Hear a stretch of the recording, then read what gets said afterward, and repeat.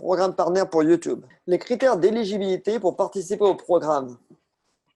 Tout d'abord, il faut respecter le règlement du programme partenaire YouTube. Très important. Si vous ne le respectez pas, il ne se passera rien. Votre chaîne disparaîtra. Il faut résider dans un pays où le programme partenaire YouTube est disponible.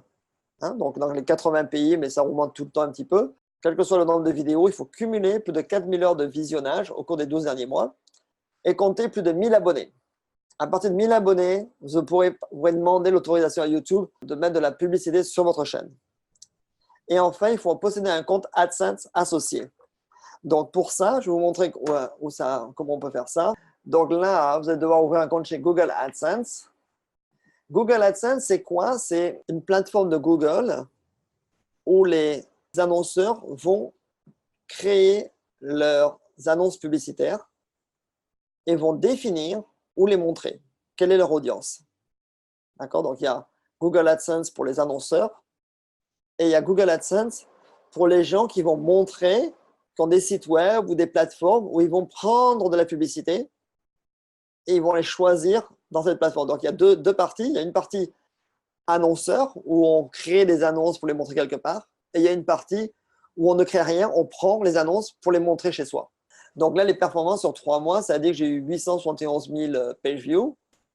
Mon cost per 1000, ça veut dire par 1000 impressions de publicité, c'est en moyenne 2,68 $. Le nombre d'impressions, à peu près 550 000. Le nombre de clics, 68 000. Donc ça a baissé un peu de 6%. Je n'ai pas fait trop de vidéos ces temps-ci. Le cost per click, c'est à peu près 3 cents, je fais à chaque fois que quelqu'un clique. Et mon click-through rate, ça veut dire combien de clics, le pourcentage de clics par 1000, c'est environ 7,85. C'est assez haut en fait, c'est pas mal. En moyenne, c'est 1 à 2%. Donc je suis assez haut dans les click-through rates. Donc ça montre aux publicitaires qu'il y a de la valeur dans la chaîne, que les gens aiment le contenu. Je peux changer les choses ici, peu importe. Balance, je peux créer des rapports, je peux créer des annonces. Donc, si je vais créer des annonces ici, c'est là où je vais créer mes annonces pour mes chaînes. D'accord? Je vais créer mes annonces et je vais les mettre dans mes chaînes ici, ou mes chaînes ou mes sites web. Donc, ça, c'est les chaînes ici et les sites, ce serait ici. Donc, si j'avais des sites avec des annonces, ça, c'est ready, mais ce n'est pas enable. D'accord? Si je veux bloquer certaines choses, je peux bloquer des annonceurs. À un moment donné, j'avais des gens, ma compétition faisait de la publicité sur ma chaîne ou sur mon site web, donc je les ai bloqués. Voilà. Donc ça, c'est les sites que je bloque sur ma chaîne ou dans tous mes médias. Je ne veux pas de publicité de ces gens-là. L'American Red Cross, j'en veux pas parce qu'ils ne payent pas, c'est gratuit. Backpain, chef en site, pareil, compétiteur, dès de la pub chez moi, je le bloque. Culinary Link, Discreet Flip, Drum Café, pareil, c'était un truc de team building. Ils font beaucoup de team building. Moi, je faisais team building cooking class. Et ils mettaient de la publicité sur mes pages de team building. Great Cook, restaurant. Donc, Louis Gervais, c'est un chef à Vancouver, un chef privé. Pareil, il faisait de la publicité sur ma page de chef privé. Donc, je l'ai bloqué. Et ainsi de suite. Donc, vous voyez, j'en ai 31 pages de sites. Donc, gardez un œil sur ces statistiques, gardez un œil d'où vient le trafic et bloquez la compétition.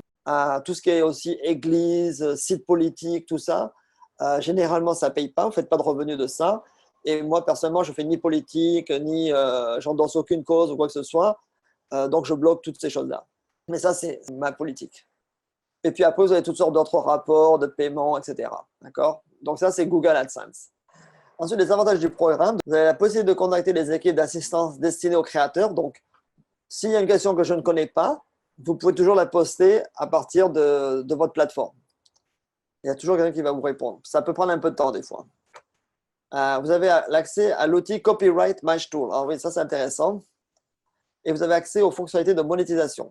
Donc, Copyright Match Tool, c'est ici. On est sur Copyright, la table Copyright ici.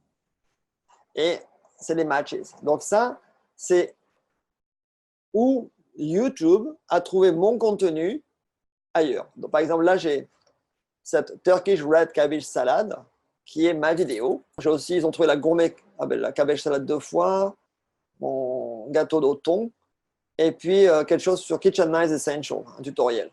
Donc, ils ont trouvé ces vidéos chez moi, mais ils les ont trouvées ailleurs aussi. Donc là, par exemple, c'est la vidéo de la salade de choux, je crois. Voilà, donc là c'est ma salade de choux.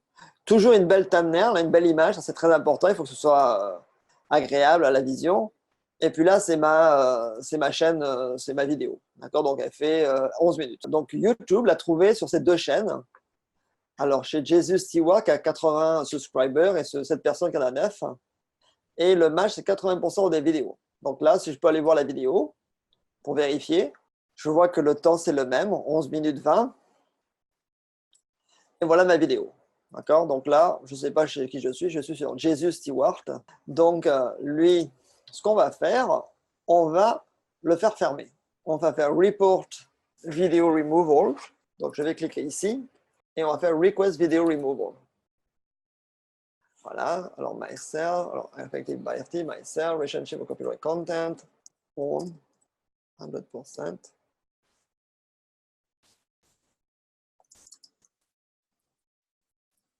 Content, phone, errors, okay, that's good. Email, receiver, good. Video request for removal, best Turkish red cabbage. Il a juste changé le nom, je ne sais pas pourquoi il l'appelait Turkish. Hein. Schedule send standard. Donc là, vous pouvez être gentil, vous pouvez dire je vous donne 7 jours pour le relever. C'est un peu plus soft. Ou vous pouvez être plus méchant, demander immédiatement. I have a good faith belief that the user material is a minor complaint. Ça, c'est bon. I understand. Et je signe. Eric Arrouzé. Voilà. Et je submit. Voilà. Donc, lui, sa chaîne va être fermée. Et puis, il faudra que je m'occupe de cela aussi. D'accord? Après, je peux... Ça, c'est les demandes qui ont été... c'est la même chose que je viens de faire, mais qui ont été résolues, qui ont été faits. Video remove, ainsi de suite. Donc, vous voyez, j'en ai 21, pardon. J'ai 2 pages. D'accord? Après, vous pouvez envoyer des messages. Si vous êtes gentil aux gens, vous pouvez envoyer des messages. Moi, je ne suis pas gentil, donc je n'envoie pas de messages, je n'ai pas de temps à perdre. Et puis, les archives. Bon. Donc, ça, c'est comme ça que vous allez avoir des copyright infringement. Mais aussi, si vous avez des strikes par rapport à la musique, ça va être là. Vous allez dans vos copyright, vous allez avoir un petit message ici. Et c'est ici que vous allez le traiter. D'accord? Dans les messages, etc. Dans le dashboard, ça, c'est Creator Studio. Quand vous arrivez à votre dashboard, vous allez avoir une case quelque part qui va vous dire que vous avez reçu un strike ou qu'il se passe quelque chose. Donc, il y a un lien généralement direct qui va vous emmener dans la table correspondante et vous allez pouvoir régler la chose.